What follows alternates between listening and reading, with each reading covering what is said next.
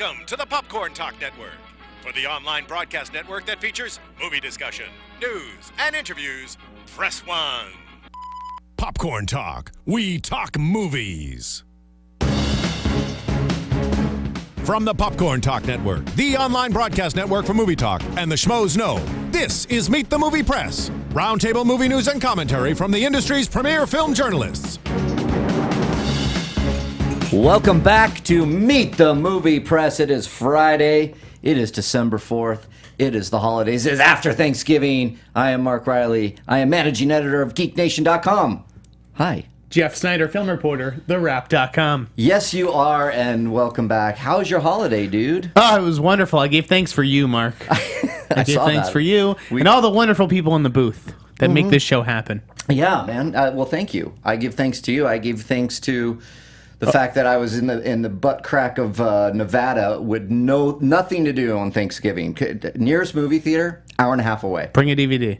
You know what? I did. Bring a fucking book, Mark. No, I brought a book, and I brought my computer, and we watched Jessica Jones on Netflix. Awesome, and we're going to talk about Jessica Jones because I've been watching it too. Yeah. But yeah, no, obviously gave thanks for the readers, the readers and the listeners out there. Yeah. We do appreciate your patronage. You guys were tweeting us last week on the Friday asking if there was a Meet the Movie Press, which there wasn't. We were off for I got 2 weeks. an email from a very powerful publicist. I don't think I shared it with you. But No. yeah, he was like, don't give me this Thanksgiving bullshit. 2 weeks in a row without MTMP. Wait, are I you feel serious? bad. So Josh, if you're listening to this. Yeah, a nice publicist is listening to the show? Yeah. That's really cool. Yeah. I like we have a bit of a following out there We actually do. in the wood. Yeah, we actually do. And all of you listening right now, thank you very much for subscribing, for rating, for sharing, doing all that good stuff. And we're looking right now on the live feed, youtube.com/Popcorn Talk Network. I got you all talking here. They want to talk Revenant, which I'm sure you're going to talk about. We're going to talk a little Revenant and Hateful Eight. Hateful Eight, Batman v Superman trailer, of course. I just watched it, gang. Civil Just War watched trailer is here, and then we're going to get into this week's news, past a couple weeks of news, and where should we start? Yeah, let's do this. Okay, where should we start? Let's start with the Batman vs Superman trailer. Fuck it. Let's do it. So I just watched it. I wasn't going to watch it, guys. Yeah. Because it's like, I'm going to see the movie. I don't want everything spoiled. Yeah. Ultimately, it was impossible to avoid Doomsday or whatever. Right, there was a lot of memes. A lot of memes out there. So I just, Mark basically made me watch it for the show. Yeah, so right before, Do it for you guys. Yeah, right before we went on, I said, what'd you think? And he went, I haven't watched it. And I was very impressed. I was like, wow, you didn't. It's real willpower. I don't even know what it was. I just didn't have the impulse to click. But we can talk about it now because I've seen it. Let's talk about it. And I don't think it looks great. My opinion went down. Yeah, you were not pleased. I mean, you were like, okay, and then it ended. I thought there were some pretty lame quips. I thought it looked like the Green Lantern again at the end. Looks. Oh my god! It didn't look great. It's interesting. I drank the Kool-Aid and watched it and loved it. I think I was blinded by the fact I'm seeing 3 iconic characters finally in live action format, looking good. I will say I agree with the Doomsday bit. It looks a little bit like a Ninja Turtle meets a troll from Lord of the Rings. Yes, it looks terrible. It looks just so generic. It looks very I didn't generic. know what the hell I was looking at. Well, a lot of people are comparing it to like the Abomination from the Incredible Hulk movie. Yes, and I'm just like, so what happened to like Lex Luthor? Yeah. Just give me Lex Luthor. Lex Luthor was a little off-putting for a lot of people. For me, I think it's ballsy, and I like the... I love the approach, and that's what approach. I was really excited about with Batman vs Superman. Sure. Is this human opponent with this brilliant mind and who's diabolical. I don't need to see another super-powered alien monster that blows up oh my god, it's the same fucking thing. I think I couldn't believe it. That's I went on Movie Fights yesterday. You guys, you can check that out on Screen Junkies. This Saturday they're going to release it. I was doing the fact checker, but I was there watching them discuss this, debate this, and it was all over the map.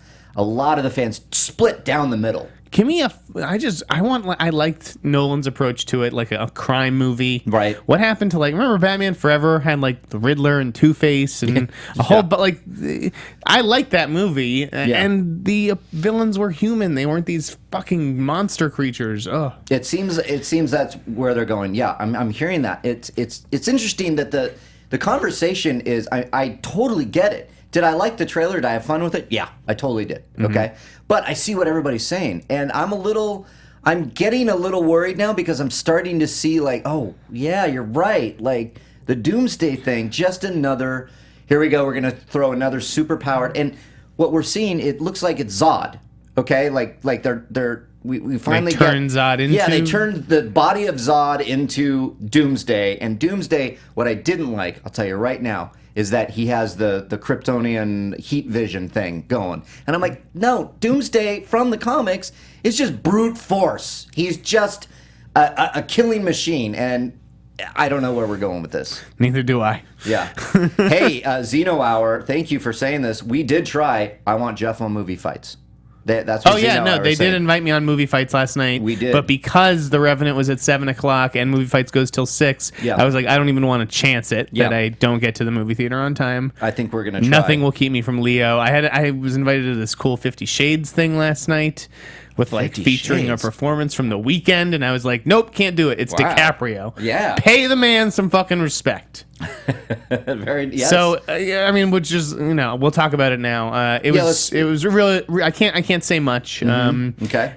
But if I was tweeting, it would basically be like this. It was so intense that from a filmmaking standpoint, it is such an achievement. The bear scene that we've all read so much about for the wrong reasons this week, which What was that? That's like. They just became all of a sudden this story about in like a I don't know hashtag how like bear rape. I don't know how Drudge fell for it. I don't know why it got pickup. Yeah. And I don't know why 20th Century Fox responded to it. I guess it got loud enough to the point where they had to. They felt they had to anyways. Okay. But as soon as you respond to it, you legitimize it. We're talking about the bear rape It's just, inanity Yeah. of this week. And then I get asked to like write stories about it now that Fox has commented on it.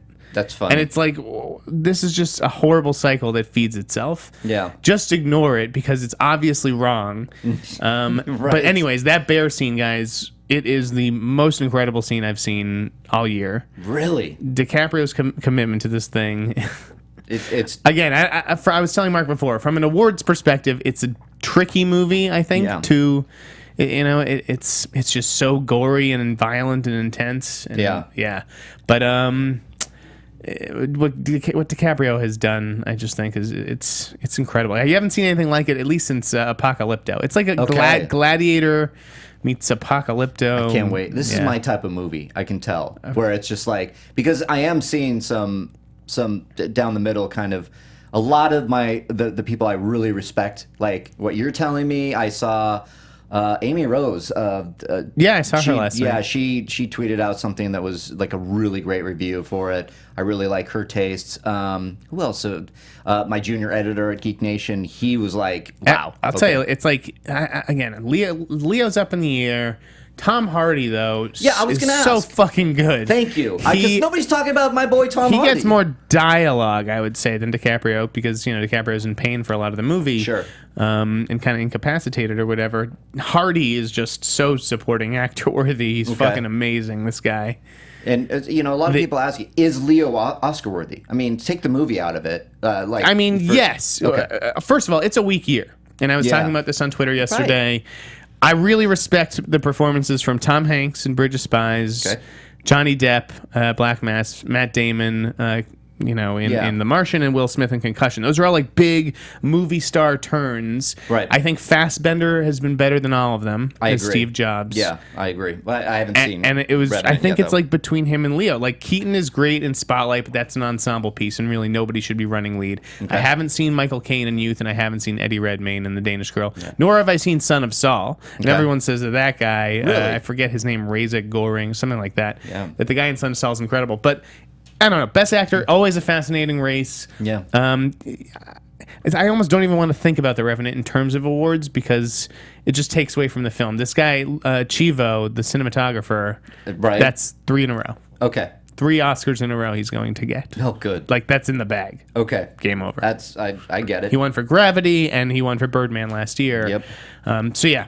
Keep an eye on The Revenant. I'm going to. Check it out on Christmas if you can. Otherwise, it hits January 8th. Okay. No, I'm going to try to, as you know, for Meet the Movie Press, I do not watch movies. And so I appreciated the jokes. Now it's starting to snowball into something funny. So we'll keep it going here. And Riley's not going to see a frickin' movie anytime soon. Well, you did watch Jessica Jones, though, right? I've been watching Jessica Jones. How deep are you? 5 episodes in. I'm in 5 episodes too. It's pretty badass. Oh my god! I really like it. Do you like it more than Daredevil? No, I like Daredevil more. Me but too. I haven't finished Jessica Jones yet, so I can't. Understood. So, but I mean, I love the world building that Netflix is doing in Hell's Kitchen for the Marvel property here. I agree. It's although the so incidents great. in New York, they keep referencing that. I mean, that's the Avengers thing, right? Yeah. Yeah, I don't know about. I get why they want to combine them and link the TV and the film. That's but, fine. I mean, I think for me, it's. But I it's think most people who aren't like Marvel savvy or whatever, and they're just trying to watch a show, are gonna be like, "What are they talking about?" Well, I mean, two so completely different tones. Like, Yes. I get it. Like, you can think it's like over on the upper east side or west side is that alien thing happened with all those superheroes. But over here, let's go home and I mean, this Luke Cage and Jessica Jones. Good Lord. Good Lord is right. Oh my God, you would blush watching these sex scenes with your parents. I'm like, this is Marvel. You'd have to Okay. Yeah, I like this. It was very surprising. I had no idea that it was going to be that kind of intense. Yeah. Not that it was graphic. I don't even think that there's nudity. No. But it is. But there's something to be said, like when passionate. Can we? We'll offer a spoiler alert just in case you guys aren't watching, because I do want to reference I think it's brilliant. I think the characters. This whole show comes with spoiler alerts. If you guys don't know that, Yeah, by now. you got to know that. But I'm assuming most of you have seen it, and I know this is movie press, but this this is good stuff. This is better than movies here. Most movies. The fact that Luke Cage, and when he finds out about her powers and vice versa, and they just kind of go, "Oh, now we can just Now go it's rough. on. We It's can go on." rough with each other." Yeah. It was. I'm like, you've got to be kidding me. And to start it off with like the buzzsaw, where it's just like, yes, that was cool. I'm like, this is rad. The twist at the end of episode 4 was cool. Oh yeah. Yeah, I'm really digging it. And Kristen Ritter.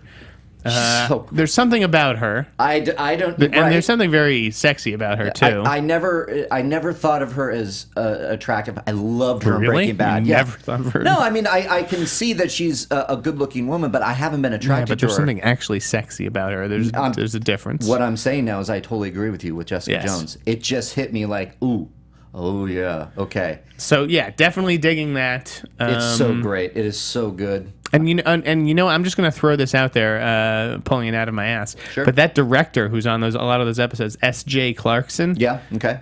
I think it's a woman. Yeah. I'm pretty sure. I think it. Yeah. I Yeah, think it S.J. is. Clarkson's a woman. She is going to be looked at for studio jobs. She's going to be the Good. next Michelle McLaren, Patty Jenkins. I'm Good. betting on it right now. Good. We need it. Oh, and I'm looking. Look, we got an image. Here There we go. Yep, Okay. that's yes. her. Definitely a female. Very. I just wanted to make sure. We have confirmed the sex of the director Yes. is female. Well, she's kicking ass on that show, and I could easily see studios starting to take a look at her. Yeah. For feature stuff.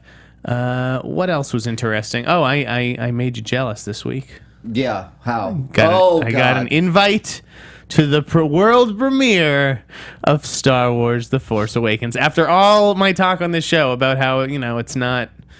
How did you get I'm one? not a Star Wars guy. I know. But again, this is my entry point. This is how I look at it. Good. Well, I think you're going to be happy because I think it's going to be a good movie. I think it's going to be good too. And I'll tell you, I tweeted this too. When I look at the Best Picture field, which I think is Spotlight and possibly The Revenant, there's just not. It's not a very deep field. Like I could see Star Wars not only getting nominated. If this movie delivers the way that we all hope and expect it will, I think it could win Best Picture. Really? I mean, Wow. a Lord of the Rings movie did, right? Yes. Return of the King. Yeah, dude. Yeah. This movie definitely could. It's not unheard of. I mean, the original Star Wars nominated. It's so good. I mean, wouldn't that be great? The age of the Academy, though, like, Yeah. I think it actually plays in its favor. How about Creed? Do you think it could be nominated? Yes, I do. Yeah. Creed. So you didn't see that over Thanksgiving No, break? can you believe this? Okay, so hour and a half away from my nearest theater in Fernley, Nevada, where I was spending my holiday. Then I come home and I was telling you off air, guys, Creed is the real deal here. I tried to go see it Wednesday night. It was the only time I had. 9:45. We'll just show up. I'm sure it's fine. sold out. Boom. On a Wednesday night, 9:45. You know what that show. is, son? Word of mouth. Word of mouth. Word of mouth. Damn straight. The guy, it was an AMC theater. He looked at me. He's like, I can't believe it. Yeah, it's sold out. I went, no. It is the Rizzle Dizzle. Creed, Yeah, I begged my family to go see this with me on the day after Thanksgiving. Mm-hmm. Or maybe it was Saturday. It was that Saturday afternoon. And I convinced them. Yeah, good. So the 6 of us went. 5, me, my 2 brothers, my parents, and one of their girlfriends. Okay. And They loved it. They loved it. Dad didn't love it, but Dad's a curmudgeon a little as far as like the movies and stuff goes. Get off my lawn. I showed them Sicario too. Do I like that? I showed the entire family it, and they were all like, "It was pretty good." It wasn't. I was like, "Oh That's my still god!" my favorite of the year right now. Yeah, it was fucking great. But so, anyways, 5 out of 6 loved Creed. Okay. The movie got applause at the end, which is rare for like a random theater in Boston. Yeah, I imagine so. It had me like on my feet practically. Yeah. Michael B. Jordan was great. Mm-hmm. As you know, he's obviously one of the best young up and coming actors. Yeah. Stallone. That's all I'm hearing. Well, no, I'm hearing across the board. Coogler, and We're getting to the Cougs. okay, keep going then. Stallone supporting actor nomination for sure. Mm-hmm. Possibly could win, and Coogler was like. That's why this movie is as good as it is. Yeah. What Ryan Coogler has accomplished with Creed is so impressive because this mythology was stale. I mean, Right. he breathed new life into it. Yeah. And it's just, it's And perfect. it looks like it just can stand on I'm its glad own. he turned down Black Panther because this guy can do anything he wants. Good. And it was funny, he could do anything he wanted after Fruitvale, I would say, or close to it. Yeah. And he went and he chose did and this. did this. Yeah. And at the time, it was such a head-scratching move, but the way that he reinvented that franchise was such an accomplishment. Good. Well, I can't wait to see it. Definitely see it. On the flip side, Hunger Games, I also saw. We're going to spend about 5 seconds on that. It was fucking terrible. Thank you. I didn't like it either. Holy shit. I don't know what they decided. It had zero intensity. What a ripoff. I paid twice to see those fucking Mockingjay movies. They were both horrible trash. Yeah,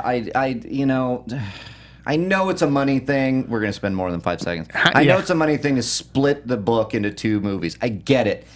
But it doesn't serve the story at all. It affects the These story. felt like 2 half movies, and now Jennifer Lawrence gets to direct. Yeah, she's like, I paid my No, dues here. she's writing screenplays with Amy Schumer. She's directing Project Delirium or Operation Delirium. Who fucking knows? Yeah. Well, I know I'm with you on that one. I did not like it. Mockingjay just, God, the Hunger Games just went out with a thud. Yeah, Sad a to whimper. see, you know. Okay, let's talk about some more news. Okay, so we had a big week, right? Yes, no, I think so. So, I mean, let's talk a little bit about Han Solo. Oh yeah, this is interesting, guys, and I see you wanted been talking about it. Yeah, because big Hollywood Reporter Boris story. at Hollywood Reporter basically just said, everybody's testing, which I think everybody kind of assumed or imagined. Yeah. I like some of the quotes there. It's like it's the easiest audition to get for right, because they'll see anybody. Right, they're just open to ideas, which I love about this. Yeah. That Disney's doing its due diligence. That's great. I've seen a lot of people put forth this kid Anthony and Gruber. Anthony and Gruber, yeah, he Right. came on the Schmoes No Main show because he did a great Han Solo or Harrison Ford impression, and then did it in Age of Adeline, right? Yes, he played young Harrison Ford already. Okay. He does look incredibly like him. He does do a good impression. Yes. And to cast him would be a terrible, terrible idea. Okay, I'm wondering about this, and give me why? Why is that? Because it's not about how fucking Han Solo looks. Right. I don't need a carbon copy of Harrison Ford. Right. Just give me someone who is charismatic and can carry a movie. Yeah. And maybe Anthony and Gruber can. Yeah, it's not that I've seen him do it and fail. Sure. But I haven't seen that he can do it yet. I Right. mean, he hasn't had the opportunity. So I don't know. I would not go about casting him just because he looks like Harrison Ford. I'm with you on that. Martin Bridger says the kid from Kingsman. What's his name? Honestly, that was my thought. I thought Taron Egerton. I think he would actually be really good. I was thinking that yesterday. That is fucking weird. Yeah. Who is that? Who said that? Martin Bridger. The Man, kid from I was thinking Kingsman. the same thing. And Chad Hoteling? I don't know. That's a good name. But seriously, Ansel Elgort looks like him. Yeah, no, they do. But again, I don't care what he looks like. I just want a good actor who can carry a movie. Yeah. Which is why, I thought Turan, because he's one of the few young guys who already have. When I saw some of the names in Boris' story, and it's, he threw out a bunch of names. Like Miles some Teller. of them, some of them have like no chance in hell. Yeah, I just hope Miles Teller doesn't get it. Nothing against the kid. I like his acting. But he has that attitude. Yeah, He has, sure. I don't know. The confidence and the swagger that Han Solo has. I've done a complete 180 on this Han Solo movie. I do not want it to be made. It occurred to me. You don't have faith in Lord and Miller? I do. Are you kidding me? I have the utmost faith in them. They are going to actually make me care about this movie if they do it right, which they can do. I just don't. I mean, it's like it's tearing down the myth that we already have in place of Han Solo. We don't need to see it. About the myth, so. Yeah, I mean, I think Han Solo, his origin story was shooting Greedo first, okay, in the cantina, and then that was his journey, and we've seen it. I don't think we need to see anything before that. That's the whole journey. Yeah, I mean, that's my opinion, and I'm probably going to get killed for it, but I'll be a pallbearer. Yeah. I don't know. I trust Lord and Miller, and if they think that they can mine a really interesting movie out of that character and his mythology, I'm all for it. I just think it's hard to get behind a character that we already know what happens. We know he's going to live at least to The Force Awakens. So how much tension can you build around that character? He's going to be in danger. What? Maybe 1, 2, 3, 4, 5 times in the movie, and he's going to live. You heard it here first. 5 times. Han Solo will be in danger 5 times. Hot scoop. Yeah, but Miles Teller, Xeno Hour. But Miles Teller, a dick? Yeah, we've heard. Right. Anyways, yeah. So. Staying in the Star Wars universe, I thought it was hilarious, all the articles that we saw about Carrie Fisher complaining about having to lose weight. I mean, for The Force Awakens. Yeah, I mean, is it 1977 again? I mean, it's crazy. This is what. Well, it's like, listen. Of course, she has to lose some weight for this. I assume. Is Hollywood like this big evil monolith because it's asking you to lose weight? Obviously, JJ asked Mark Hamill. Mark Hamill has spoken about how he's had to lose weight as well. Yeah. I just love that Hollywood becomes like this villainized essentially for asking this older woman who is totally normal looking for a woman her age to lose some weight to be in the biggest movie of all time and play a military general, no less. That's where I was going with it. It's like, well, yeah, and I'm not doing it as like, women and they have to do this and they have horrible. I was just like, yeah, she's coming. When I first heard that she was coming back doing the movie, knowing what I know from Star Wars, that she is a Skywalker, that she is a Jedi, I immediately started thinking, what if she has a lightsaber? What if she starts fighting? What if? She's gonna have to, get into shape to do that. So, I just I don't know if it's because the way that she was saying it, it was kind of like. I don't know. She was complaining, but in a jokey way. She's funny, and I feel like she's a great writer. And I feel like the media sort of put that slant on it, where it's like, look at Hollywood asking older women to lose weight for roles. Yeah, it's not like we're asking them to be look like Rooney Mara here. Yeah, I've just the conversations behind the scenes for this story was so interesting. It's like people are really covering that, it's news. Who knows? It's like everything Star Wars is news. I'm guilty of it too. Fuck, I put up the Mojave trailer this week with Oscar Isaac. I'm like, Star Wars hero, Oscar Isaac in a completely different movie. Hey, I mean, I've now completely taken. What I'm doing now at Geek Nation, guys, if you want to check it out, no more Star Wars news. We've had enough. Okay, we've had enough. I put the kibosh on that. We don't need to see any more trailers. We don't need to comment on Carrie Fisher's so way. many. We don't need to speculate anymore. What we're doing at Geek Nation now is we're celebrating Star Wars. There's an article a day where we're looking at Clone Wars, the movies again, editorials about what our favorite movie is, like what we maybe can expect from, the next trilogy. I mean, just all the writers that I'm working with at Geek Nation, we're all having a great time celebrating Head Star over Wars. to Geek Nation and satisfy your Star Wars thirst. We already have Phantom Menace, a look at Phantom Menace and Attack of the Clones up. Man, Attack of the Clones, nobody likes that movie. That landed with a solid gold thump. On our thing here. But anyways, guys, that's my plug. So what else is out there, Mr. Sneider? Oh, let's talk about more terrible ideas. I'm all for it. What do we? Yesterday saw news that Jason Priestley, he of Beverly Hills 90210 fame, is going to be directing a biopic about the late Phil Hartman. This makes Where me this curious. ranks on a scale of 1 to 10 on bad ideas. Yeah, Is off the charts. now, when you say bad idea, like we don't need one, we don't need a biopic of him. I can't believe the most surprising line in the story was that the Hartman estate has been cooperating with this project. Okay. Like, yeah. oh my God. I can't even. And this is like going to be done like the B movie indie way too. Is it really? That's Well, yeah. Jason of course, Priestley's- Jason Priestley. come I know. on. People were. Yeah, I was. Not that I saw his movie Cass and Dillon, but not to Okay. slag the guy, but Right. come on. Yeah, well, it's okay. I mean, I don't know what to think. I can't believe that his SNL castmates won't come out and just like disavow this whole idea and shame Jason Priestley into walking away or Really? something like that. I just wouldn't be surprised. And then there's like some sort of unknown comedian who's good at impressions or something who's going to be playing Phil Hartman, some guy I'd never heard of. Oh, boy. I don't know. So yeah, it sounds very independent. Very and- skeptical of that. yeah, you are, and I had zero opinion on it, which is so funny. It's like I it was is just- an interesting story, but not everything needs to be a fucking movie. Just because, like, he was famous and he was murdered. So any famous person who is killed or dies before their time needs a biopic. needs a movie. Yeah. Yeah, I'm with you on that. It's an interesting one. This I will isn't say OJ here. that. Right. Which did you see that trailer? I don't know. Dude, it looks incredible. Right? Yes. Yeah, it looks pretty cool. American Crime Story. Can't wait for that shit. Yeah, that looks pretty good. Look at television kind of taking over some of the. Fargo as well. I need to see Fargo now. You totally need to see Fargo. People it's just become this thing where all I hear is Fargo. It's incredible. The way that it's directed Yeah, is amazing. I'm hearing so many good things about this. So yeah, I get it. We're gonna have to do that. All right, let's get to some more news and the live chat that's going on there, guys. Hey, I'm gonna cue you guys in the live chat on the Popcorn Talk Network for Meet the Movie Press that's going live right now. What do you guys want to talk about? Paul Grant says, "Give Phil Hartman back to Marvel." That kills me. That's great. Thank you.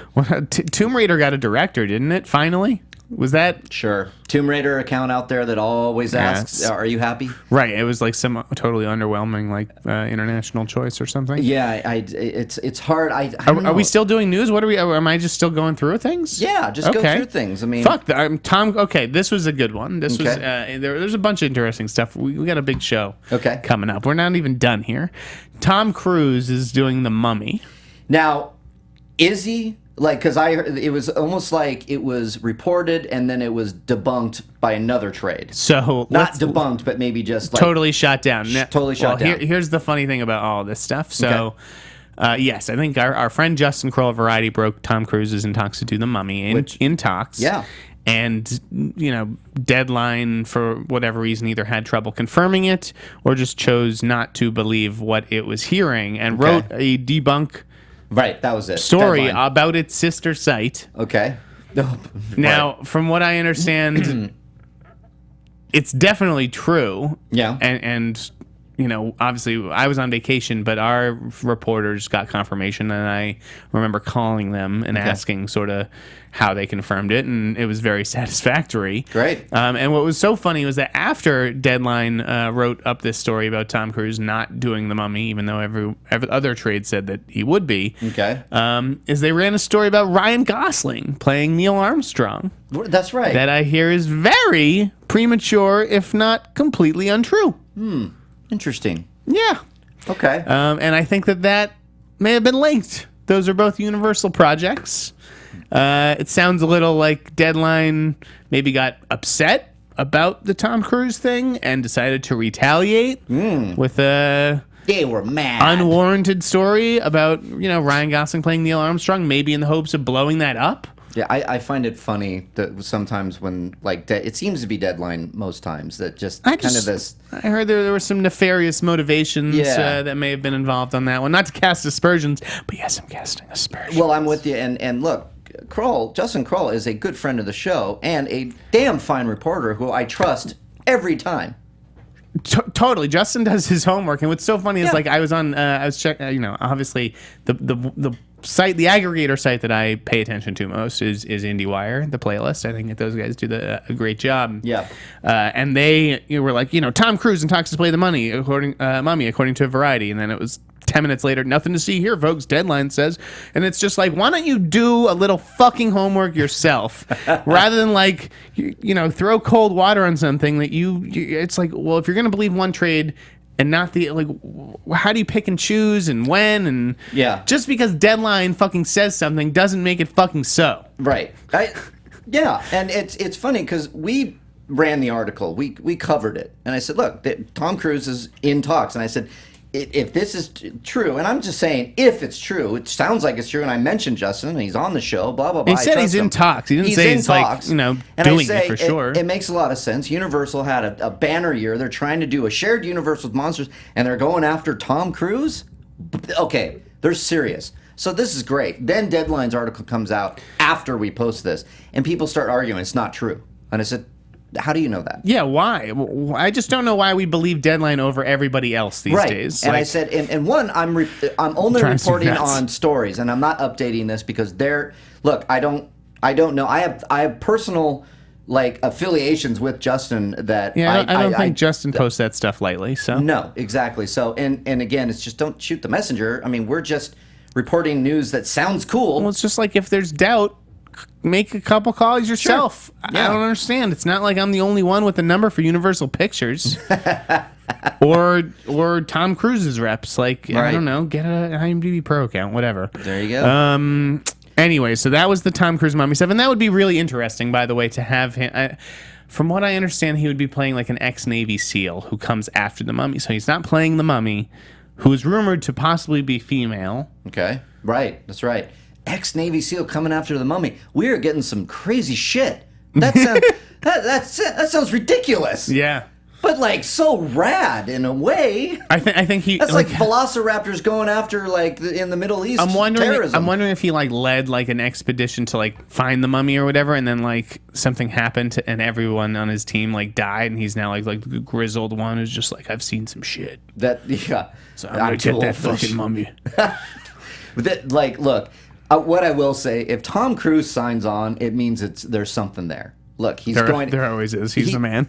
Tom Cruise, man. How could you argue? This guy is just and he's fantastic. So I know that they may be trying to get a female mummy. I don't know. I've heard a couple of different names. Okay. I'm conflicted about whether I should throw them out there. Do it, man. Come on.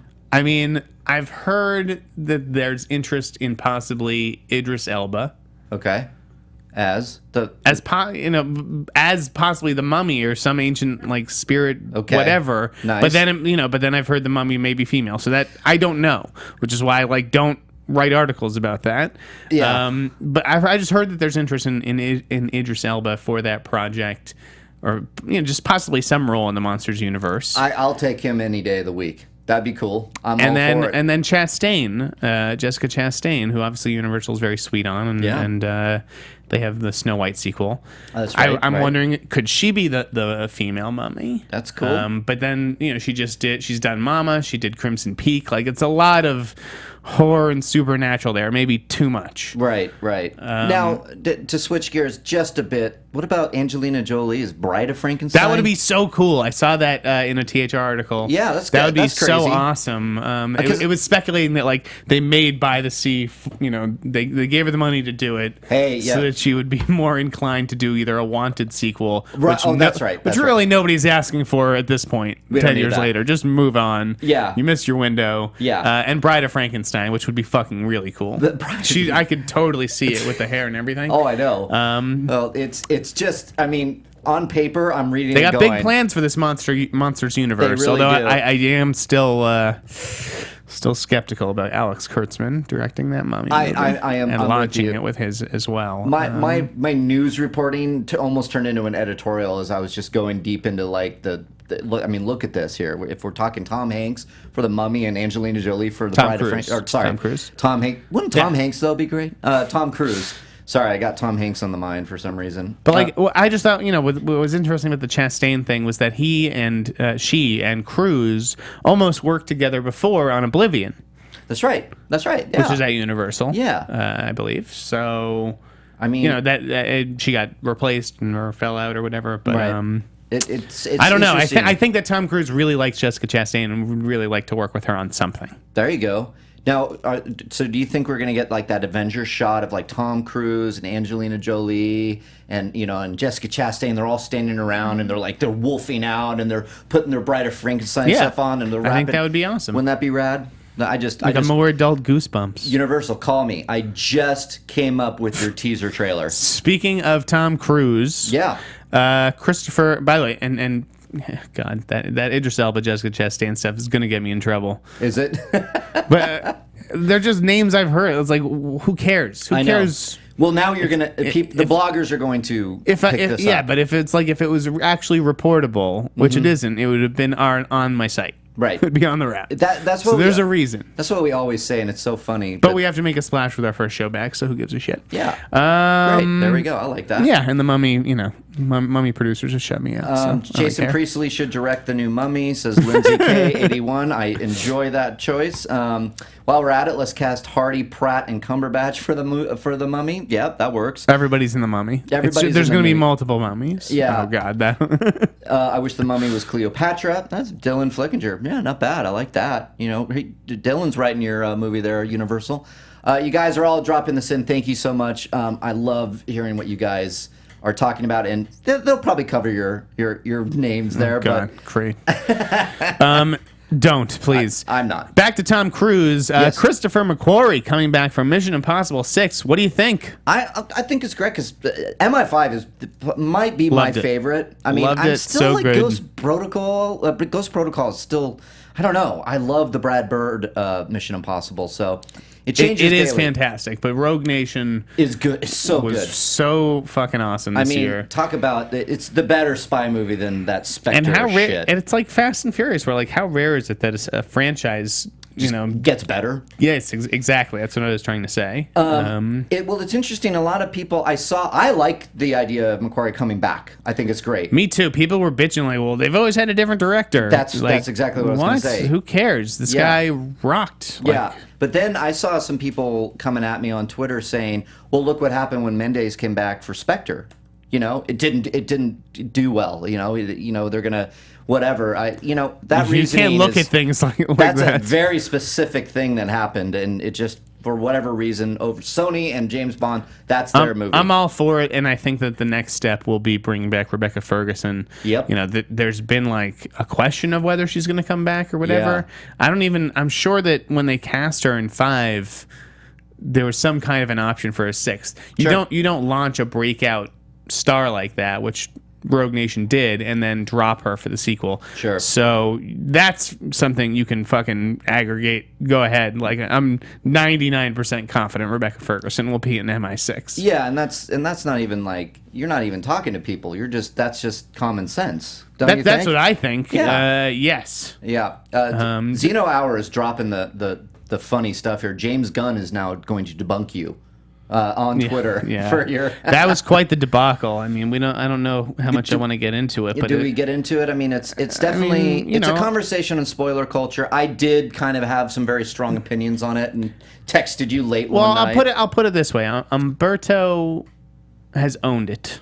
Yep, he sure has. For better or worse. Yep. And our friend El Mayimbe. Yeah. And yeah, he has been a gentleman and a class act about it and apologized. And he always is a class act. And I hung out with him. He's on Movie Fights as well. I hung out with him yesterday, guys. So Saturday, you can check out his I certainly appearance. don't think James Gunn is lying, like on the record, to protect something like that. Maybe like J.J. Abrams, like bold-faced line about Khan. Yeah, I mean, don't know. I've heard that argument. And James Gunn basically commented on the spoiler culture, like he doesn't understand it. Well, I'm inclined to agree with him. We've had am that too. conversation before, and I get that Umberto does a different thing than I do, and we certainly respect that and appreciate it. He has a huge readership. There's a huge part of the population that's super excited about the kind of things that he reports. Yeah, but yeah, I wouldn't want to know what he was reporting if that was accurate. Yeah, and it's hard for at least, I don't know about you. You don't report on that, and like I do. That breaks, and then I get tweeted, "Hey, did you see? And I know we have a contingent at Geek Nation that want spoilers. They want to know this.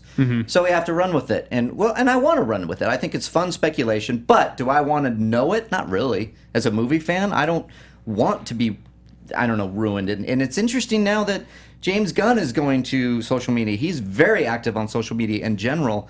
So he has a voice. He has a platform.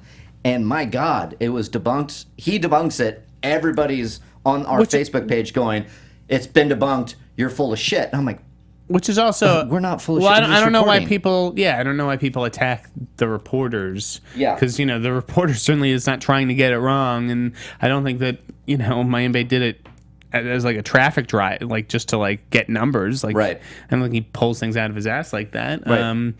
So we all make mistakes. I've certainly made them. And I think maybe he just got caught off guard by someone like James Gunn, who will come out and put you in your place a little bit. Because he's protecting his story. Sure. And maybe, and you know what? If he is lying and saying there's no plans for this or whatever, and he's doing it, fine. Good on you. He's protecting his story. So that's my... if he's actually lying, like, I think it actually hurts Mayimbe's reputation, and like he would have like some sort of cause to like be upset. Right. I get it. If James Gunn is basically calling him a liar, but this is interesting. Martin Bridger. I don't know. They both handled it pretty well. I thought the two of them. I totally agree. It had a good conversation. I had a good conversation with some of my colleagues. What is Martin saying? Martin Bridger says, "Will Marvel look for who is leaking the information?" Now this is interesting because there's yes and no. Marvel. I mean, look, Mayimbe and Latino Review, especially back when he was over there. Marvel had a serious beef with them. Like there was like there was like lawyers involved. Yes. So that's Marvel protecting their properties as well, and I think they're always making sure, always looking. Yeah, I think they're, especially in this day and age, they're always concerned about security. Are they maybe having internal conversations about who could be leaking some of this stuff? Possibly, but sure. I also don't think that companies really. I mean, I've heard of witch hunts being launched before, but I think it's pretty silly. Like they know it's hard to keep a lid on these things, and it's also about whoever So what if the person who's leaking these things is also like kick ass at their job, and they're the only person who can do their job? Like, I don't know. I don't know. I don't know. I have a Marvel source, and they've been right on the money, and so it's interesting. They don't seem mean or disgruntled or like they're doing this or that. It's just a fun. I find it a fun conversation whenever I speak with my Marvel source, but haven't heard anything for a while. Some would question, like what does the Marvel source get out of it? It's I don't know. I don't know what they get out of it, but that's You don't think that there's? I feel like there are disinformation campaigns, though. Yep. That's what I've wondered. People definitely whisper in our ears or in someone's ear, like Mayimbe, and spread falsities.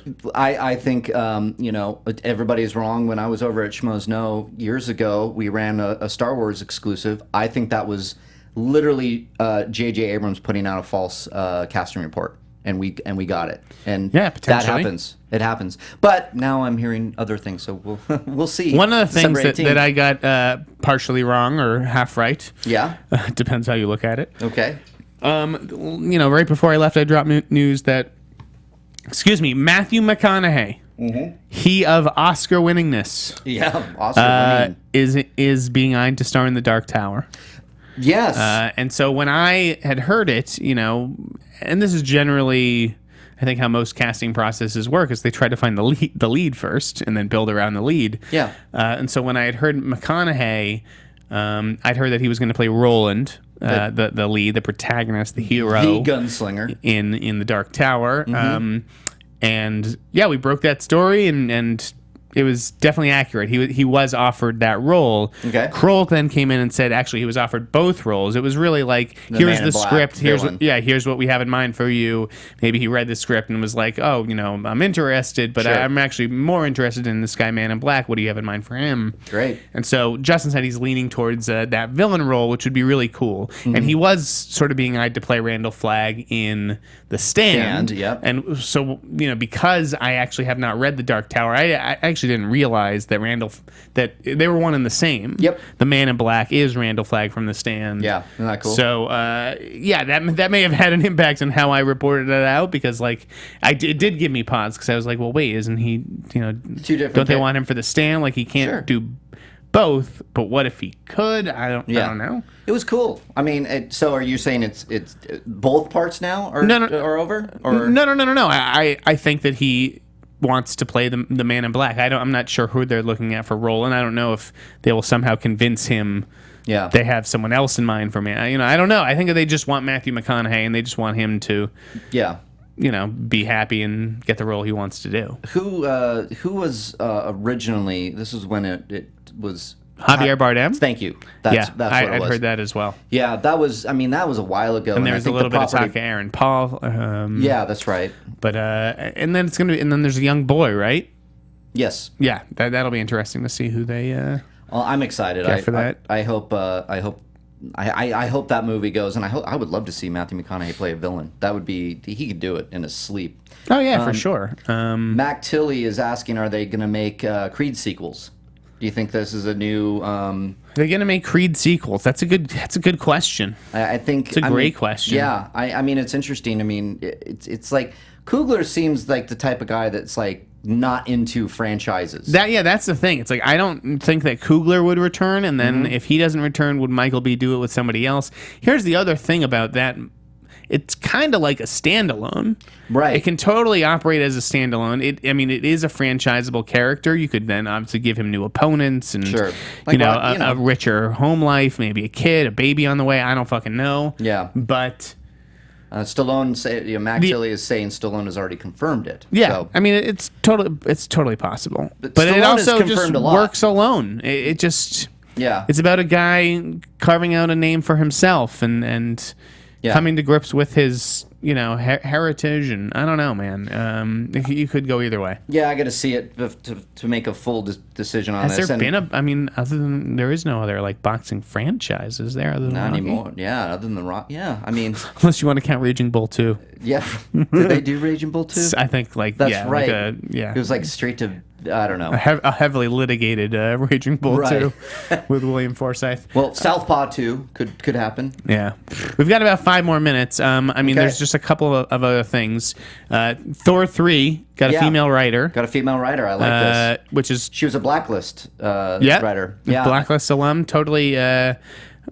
Stephanie Folsom, right? Yep, Stephanie Folsom.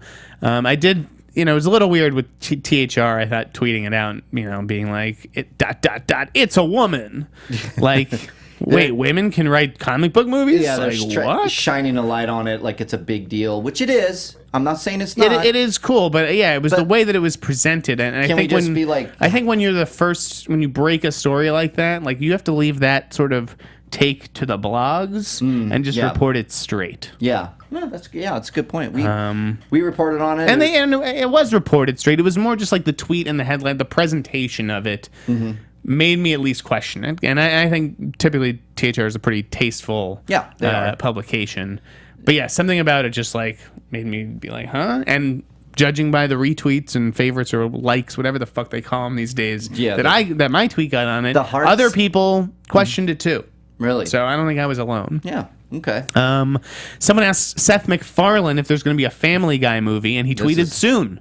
Yeah. Is that a story? Is that newsworthy, Mark? My editors thought it was, and I disagreed. I didn't. It didn't even land with me. So I didn't. If you saw that right now, and you were on Twitter, and you saw someone ask Seth MacFarlane, and he said soon. I would be skeptical because. Unless he's running a studio, I mean, it makes sense, sure. I guess I would buy it a little bit more than normal if he's saying it. So, we got some breaking news here. What we got a call? We got a call? I got to take that later. I don't know what's going on. Oh boy. But yeah, I got 2 important calls in the last 10 minutes. So. Hold on to your butts. Here we go. I'm like, I don't think I'm tracking anything that big, but I don't know. Somebody's gonna about your speculation. Yeah, maybe that's what it is. This is a live show. I don't know about this Family Guy movie. I think it It makes no sense to me. No. Mm-mm. Okay, yeah, I'm kind of in that. I would. Not everything needs a fucking movie. Yeah, I think Family Guy is so. It's one of. I just love it. It's so funny. I enjoy the hell out of it. I don't think it needs a movie. I mean, I would much prefer seeing Seth MacFarlane do some more original stuff. Like I know Ted 2 landed with a thud. Yeah, but and so did Million Ways to Die. Million Ways to Die. He's 1 for 3 right now. Yeah. So, but I still believe in him. Family. It's just like the Simpsons movie did pretty well. It made like $500 million worldwide. I thought it was, but great it movie seemed too. like it was like not that big a hit here. Like Right? it's not something that people go back to and talk about a lot. I own it, and I have gone back to it, and I forget it's really good. Like I forget Yeah, it's I so liked it. good. But it didn't stick with me like maybe like South Park the musical did, or South Park the movie did. The musical. It is a musical though. Some quick briefs. We saw Martin Scorsese's developing an Evil Knievel movie, Right, or that's pretty may cool. be involved in that. Yeah. I'm like Evil Knieveled out. There's like a bunch of documentaries this year. Yeah, Johnny Knoxville. I don't know. Doc, right? It would depend who you got, and I know like Channing wants to play him, Jeremy Renner wants to play him. Yeah. Okay. I'm sure McConaughey. Everybody. Yeah. Akiva Goldsman's no longer writing Transformers 5 because he's doing another writer's room for G.I. Joe and Micronauts. Is this guy a screenwriter anymore? He's just like a professor, screenwriting professor who like rounds up other pros and. Oh God, Transformers. Oh, it gives me. I just don't. heartburn. We need writers' rooms for G.I. Joe and Micronauts. What is there to write? You know, this shared Things blow up. This bandwagon shared universe thing. Not every franchise needs a shared I don't know universe. what Micronauts is. Like, look, DC and Marvel, I'll get behind because they have 60 years of shared universe in their source materials. This is like, come on. I mean, next we're going to get a Hateful Eight and Glorious Bastards shared universe or something. Maybe they are the same universe. Oh, gee. Alex Ooh. Daddario in Baywatch. Thumbs up, schwing. Yeah, she's a gorgeous individual. We love Alex Daddario. She was these great. parts. You know, I saw San Andreas. You know, that was a rental for me, and because we couldn't get there, and my girlfriend and I rented it, and I had a good time with it. It's a guilty pleasure. It's a total guilty movie pleasure, and that's great. So, Mark, please tell Jeff that my Eagles will upset his Patriots. Fear the refs, hashtag. There's our Zeno hour coming in strong. There was some Friday the 13th news. See, okay, thank you. This is what I wanted to talk about. Okay. How awesome is it? The writer of Prisoners Yeah, that's is doing cool. Friday the 13th. Yeah. It was a classy hire. Yeah, I'm a huge Friday the 13th fan. I mean, guilty movie pleasure. And I like that it's been delayed a bunch of times. Yeah. But they're clearly taking the time to get the right approach and the right take. I think that's great. How do you Guzikowski? Aaron Guzikowski. Aaron Guzikowski. He's got some really great movies on the horizon as well. I know he's doing the Wolfman. He's writing that remake. The Steve McQueen pick, a remake of Papillon. Papillon. So yeah, And he did the Red Road, I believe. And what's that to me? That would be pretty interesting if you got your Red Road star, Jason Momoa, and you put him against Jason Voorhees. Yeah, Jason versus Jason. I would. That's a tagline. That would be fucking cool. That there's something there. It's the 13th movie, so little. Right, they got to do it serendipitous there. special. Right now, it's slated for January 2017. Okay, I could see that moving to, as Anna Cool said, October 2017. It just makes way more sense. Absolutely, put it in the Halloween crowd. And we're looking at a Friday the 13th release, I'm sure. Right. That's the funny thing is that they have to keep delaying it 6 months at a time to release it on a Friday the 13th, which makes sense. Well, I love this from a marketing standpoint. I posted it. My horror fans came and tweeted with me saying, what about the fact that it's still at Platinum Dunes, which is Michael Bay's company? Look, yeah, it is, but I go to this higher. But Chainsaw was good. Chainsaw was good. I like Chainsaw. I haven't liked any of the They're other capable of remakes. it. I like the David Bruckner hire. He's no longer involved. Right. Justin broke the Aaron Guzikowski story yesterday, and Yep. I noticed that Bruckner was not included. Right. Which raised some questions. So I made some calls and found out that he was no longer involved. Okay. And I liked his I didn't like Southbound, this horror movie that was at Toronto, but his segment was the best of it. Okay. I liked Right. this thing in VHS. So he was an interesting hire, and hopefully they will make another interesting hire when that script is in. Yeah, well, this is a big step for me, at least, my opinion. Big step in the right direction, because Guzikowski. Yeah. I can't keep blah blah blah. I just like his stuff. Like Prisoners, obviously, is it's a great freaking movie. So, And I've got one last thing on my list. let's do it. Bring it up. The Hateful Eight. Yeah. Oh, you saw it. I did see it. Yeah. Oh, Reviews are embargoed. right. You can tweet. So I wrote up some tweets that I did not post. Ah, okay. Are you gonna tweet And them I now? and I could read them now. Okay. Hey. All right. But no, basically, it was pretty underwhelming. It was quanderwhelming. Yeah. Throw a Q in front of underwhelming. Okay. Because it was underwhelming for him. Okay. Yeah. I did read the script, so You did? I sort of knew what was coming. He did make some changes to, sort of that third act. Okay. But ultimately, it wasn't enough, and it was as I feared. There's nobody. The problem with Hateful Eight is that there's nobody to really root for in Okay. it. Yeah. It is very much of a piece with Bastards and Django. Mm-hmm. In Bastards, you're rooting for the Jews to kill Hitler.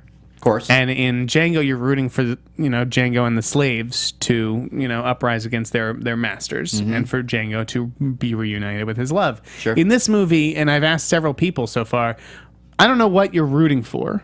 Yeah. Obviously Kurt Russell, who is among the good guys, so to speak, is there to take Jennifer Jason Leigh to hang. Right. Are we rooting for him to accomplish his goal and for her to hang? Are we rooting for her to be rescued by whoever? And so that is sort of unclear. I liked the approach. It was it's presented with an overture. Yeah. It's intermission. and an intermission, a 12-minute intermission. Pretty So the cool. whole thing is like just over 3 hours or whatever. Wow. Yeah. It's quite the epic experience, and I like that Quentin kind of provides that and makes it feel special. He swings for the fences every time. Right? Yeah.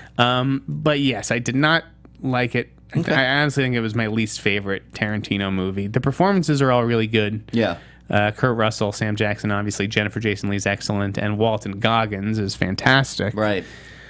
Well, I just temper expectations, folks. Like, see it in a theater, see it in 70 millimeter if you can. Yeah, I've heard. Not at the Crest, apparently, in Westwood.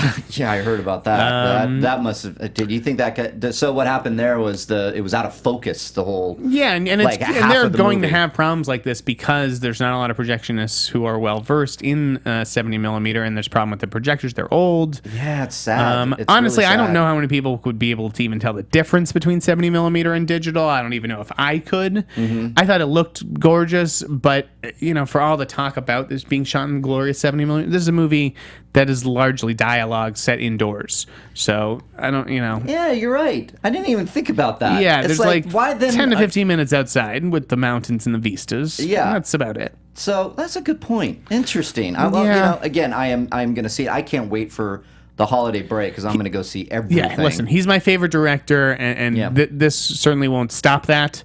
But, when you compare it to one of my favorite movies, Pulp Fiction, and then Jackie Brown and Dogs, and even Bastards, and I love which I Bastards. loved, Yeah. it just doesn't quite measure up. Okay, I buy it. I'm going to see it, and and I've heard actually the other side of Yes, things. of course. Oh, people are My junior flipping for editor it. put it.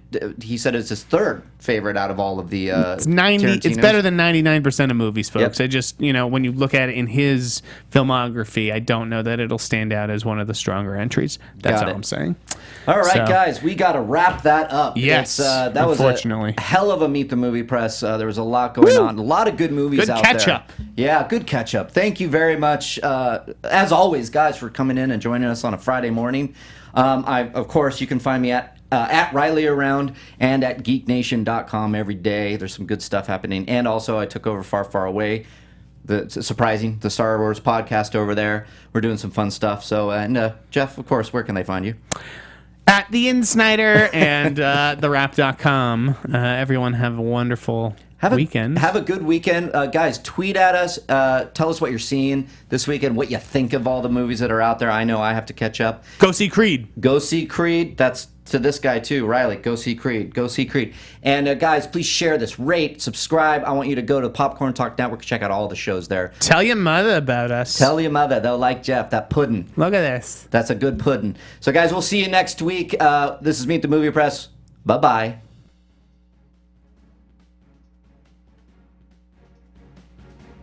Producers Maria Menounos, Kevin Undergaro, Phil Svitek, and the entire Popcorn Talk Network, we would like to thank you for tuning in.